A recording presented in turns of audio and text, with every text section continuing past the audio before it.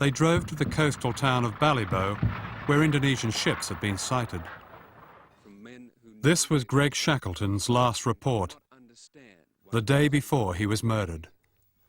Why, they ask, are the Indonesians invading us? Why, they ask, if the Indonesians believe that Frettleton is communist, do they not send a delegation to Dili to find out? Why, they ask, are the Australians not helping us? When the Japanese invaded, they did help us.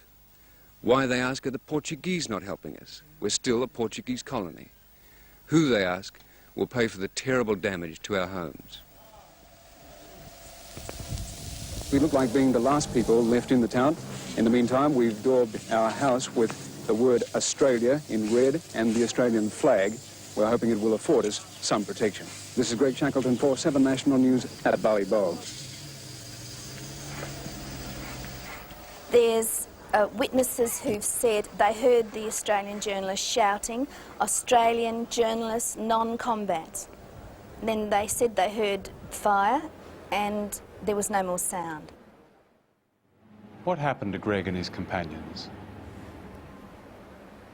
I don't know whether it happened to Greg or which of the 5, but the majority of them were hung up by their feet.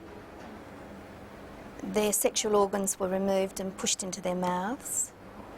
They were stabbed with the short throwing knives that the Indonesian soldiers carry.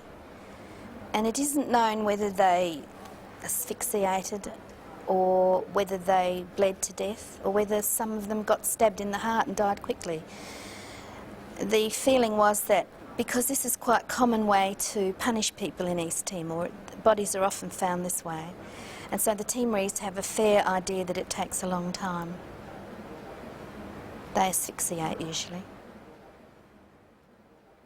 Did the Australian government ever protest to the Indonesian government for the deaths of Greg and his companions? They claim that they asked... Publicly protest? No, they asked diplomatic questions, which allowed them to get diplomatic answers. Well, I certainly delivered protests as ambassador at the time. I guess they're not at the level of the Prime Minister, of course, but...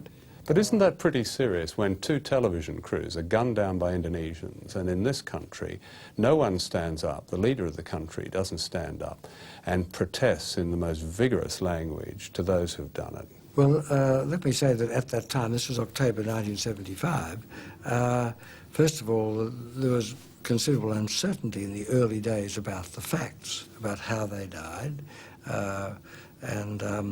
There's now been, I think you know, there's now been plenty of released intelligence documentation that suggests